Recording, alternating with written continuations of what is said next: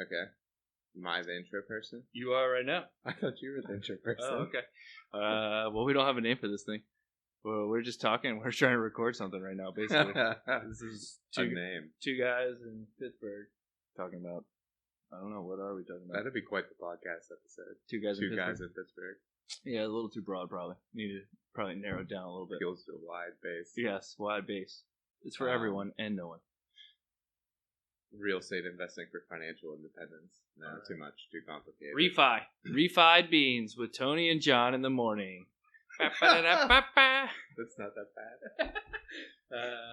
Yeah, so Tony, why don't you introduce yourself? So Tony and John here. We're both, like in our 30s? I'm 30. Yeah, I got a family. Tony has a cat. Two cats. He's got more houses. I got one. I got 2 doors and a tenant. We're trying to buy another one. Tony's got what? 13 houses? So, no, we have some single family homes, duplexes, small apartment buildings. We're over 80 units now. Okay. So, all built just kind of grinding away. Yeah. So I don't think either of us are rich kids that inherited a bunch of money. No. I mean, I was definitely middle class. We came up in a totally fine neighborhood, especially once my mom got remarried. But short of help with college, basically I've never, That's pretty much the same place I am. Yeah. So definitely privileged in some way, but not, didn't inherit money from mom and dad that I can just throw into Trump Tower. Yeah. Sorry, I should probably. Oh man, there goes half the base, yeah, dude. We're in real estate. Down. Tax evasion audience. So, what should we talk about here? Why don't you tell me a little bit about your background? How about, so you got 80 doors. You guys bought all that yourself? Yeah, well, with partners. Okay.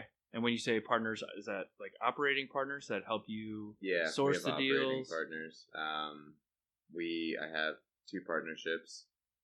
One partnership is just one person and I working together. We divide that stuff up pretty easily. It's just whatever you have to do in person, Tony does it. Whatever you do from afar, my partner does it. Other guy does it. Yeah. Or gal. Yeah, well, guy. Yeah. Okay. And he's in Hawaii, so that's why we divided up past that way. Makes sense. And then my other partnership, there's 3 of us. One person does kind of marketing and acquisitions. One person does operations. That's generally me. And then the other person does most of the financials. Okay. So, accounting, bookkeeping. Yeah, we'll probably have to dive into what those actually mean. Yep. We're using a lot of vocabulary right now. Okay, makes sense. And then just a little bit of, so you're in Pittsburgh. All your properties are in Pittsburgh? Yep. Okay. Everything's here. And you're born here? Born here. Born here, raised here, college here? About college north of here. North of here. Yeah. Okay. And is that why you're the operations guy? Operations meaning, hey, I have a gas leak in my house. Yeah. It's probably more just because I'm the one most tolerant to all the garbage. Okay. Literally garbage sometimes? Sometimes, yeah. Yeah. Tires. Moving trash cans. Okay. And then, so let's so you're pretty far along. Much farther than me. We basically have, my wife actually basically did a house hack in California where we used to live. I was born on the East Coast, then we moved out there out of a combination of career interest and whatever, and then we moved back when we had a daughter. We actually had a daughter. We moved across the country. We moved 3 or 4 times that year. We bought a duplex, fixed up both sides, and now we're trying to buy another one, and that's been a year. So it's been super fun treadmill. But anyway, that's basically all we've got. Before that, we did basically a house hack for her in California where a guy was a teacher. She rented the place and then re-rented it out to all her grad school roommates. So this wasn't planned? This is before we knew what the words were for all that. This is before we were into the, what is a house hack? It was just she rented some stuff. She was like, I want to live here. It's on the bike trail. She went to UC Santa Barbara. That's where Jack Johnson's from. It's a pretty awesome place. He surfs. Yeah. He makes music. Yeah. No, I guess he's in Hawaii. Is he your silent partner, Tony? Tell us the truth. He's silent for a reason, so can't say. I cannot deny. Yeah, that's how you're buying these. All those. Yeah. Okay.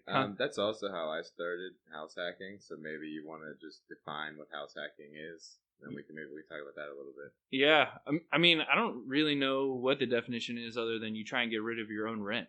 That's basically a house hack to me. Your own rent, or just make money through something you already got to be in. So basically, just profiting from your living situation. Yeah. Yeah, or not like hemorrhaging cash, so to speak. Kind of like Uber for houses. Like Uber for houses. Use your car. I think that's Airbnb. But yeah, I follow what you're saying. I follow, maybe Turo is what you're thinking of on like the. Well, I was just thinking you're making money from your car. Yeah, yeah. Yeah, so why don't you my wife did basically like went to college, grad school. We weren't really smart enough to like do this early on. And then she was like, I want this house. She found it on Craigslist, I want to say. Yeah. Guy was a teacher and needed a 9-month lease. She leases it. Then she releases it out to all her other, soon-to-be friends. They weren't really friends at that time. They did this like, we all got accepted. Let's meet on one weekend and decide to live together. The online blog before they go to college. Yeah, there's probably a Facebook group. Do you need friends? I want friends too. Yeah. Are you also not from here? Okay, cool. So I think she didn't have free rent, but it was like, $400 to live in Santa Barbara, which, $1,500 below market essentially. And then shared utilities, which, it's just nice. They went to environmental school too, so like they had no money. Anyway. So anyway, that was her background. That's like kind of our wake up call a little bit. Mm-hmm. Before that, I actually just lived super scrappy in LA. I actually had ocean views for $710 a month. I used to shower at the public beach bathrooms often. Because we had such like a minimal place. We had like 5 people in a 3-bed, but I had ocean views. I peaked too soon is the joke I make. And then we moved to West LA and basically I had a place for $800. And then Kathy was going to move in with me. I guess she did move in. So we were both paying her room back at her old place. This is after she graduated. So then she moved back in with me and we were both paying like $400, sharing a room, but paying $400. And we could have kept that place really, but the lesson there was like I was too scrappy. I didn't furnish the place at all. We had a Buddha statue, we had a Wi-Fi box, and we had a kitchen that was like an alley kitchen, so there's countertops. But we had like nothing else in the whole house other than like in my bedroom. I had all. shared a Buddha. Yeah, well that was my roommate's. He was like Japanese Hawaiian, so he was just like he actually used to tour with the English Beat. Super rad guy, man. He played with the guys from Sublime before. And got me very into surfing. He was super scrappy too. Like I think he actually paid his buddy to steal his motorcycle so he could claim it for insurance. That's not scrappy. That's fraud. We'll edit that part out. That's fraud. But like, I think that speaks to his what's the word? He would always buy like resourcefulness. Yeah, resourcefulness in good and bad ways, I guess. Very resourceful. Yeah, I won't use his name. But anyway, so that was us, and then we were like, well, we should just do this more. For sure. Stealing motorcycles and reporting them? No, just trying to live. I've always tried to just live way below my means, for sure. And that started to just like provide that feeling you get where you're like, man, there's a lot of breathing room here. Yeah. Like, we had other friends, they were like sweating it. Even now they're sweating it. And we're just kind of chilling. And that's a great feeling. Yeah. So anyway, this is pretty messy. We're all over the place, but we'll dial it in. So why don't we kind of take a snap here? There you go. And then let's cut over to you. All right. And then let's just see where you're at with your house hacking situation. Yeah, kind of. Yeah. So right. 80 units now, 2 different partnerships. We're pausing for an advertiser that we do not have yet. Yeah, we're sponsored right now by AM/PM Coffee or whoever that is. Gecko Coffee. It's a reverse sponsorship where we just shout out their stuff. We pay them to say their name. Yeah. It's basically like putting your they're pretty in reach for us with all 0 listeners we've got. Yeah. Anyway, so you've got 80 units, 2 partnerships. Yeah, but that started with house hacking and continues now. Basically, the reason we got started is I wouldn't say entirely intentional. My wife and I have been living together for a while, and then I kind of got this idea just out of not liking working for a boss. Yeah. I'm a very bad employee. So I think she introduced me to the Bigger Pockets podcast. Oh, We're interesting. sponsored by them. She introduced you. Can't say that. Yeah, she introduced me. I think she just sent me this thing and was like, "Do you hate your job? Here's what you can do." Yeah, and she already knew. Got it. And at the time, they had these really short podcasts, like 10 minutes. Yeah. Listened to it, thought, I guess this real estate thing could kind of work. Wasn't really focusing on it too much, but when our lease was coming up, her and I had been together for maybe, I want to say about 6 years or so. Okay. So we were kind of talking about marriage or stuff. And then I was like, well, instead of getting married, we could just buy a house. And that went over about as well as you could expect it to at the beginning. And I said, let's just hold off. Oh, wow. Think about this for a few days. We buy this duplex, we can rent half and live in the other half, and then we don't have any more payments. Yeah. So eventually, after realizing that, she kind of came around. And what year was this? This is 14, 15? I think 2015, yeah. Okay. Everything moves like, it all feels like one day. Sometimes it feels like it moves real fast, sometimes it feels like it moves real slow. Kind of. Totally understand. Kids are that way in too. a time warp. Sure. Yeah, cats are. But yeah, so then we moved. We found a foreclosure. One side was more ready to go, the other side wasn't. So then I had to do another convincing act of saying, "Hey, let's move into the crappy one. We'll fix it up while we live there. We'll do minor repairs on the other side. Put somebody in." We did that, and then we lived in a construction zone for like a year and a half because I found that when I do the renovations, they go real slow. Yeah. Like real slow. I can relate. Yeah. And then a year, we had an owner occupancy requirement for a year, which basically is just a fancy way of saying you need to live there for a year because if you don't, the bank says you're committing mortgage fraud.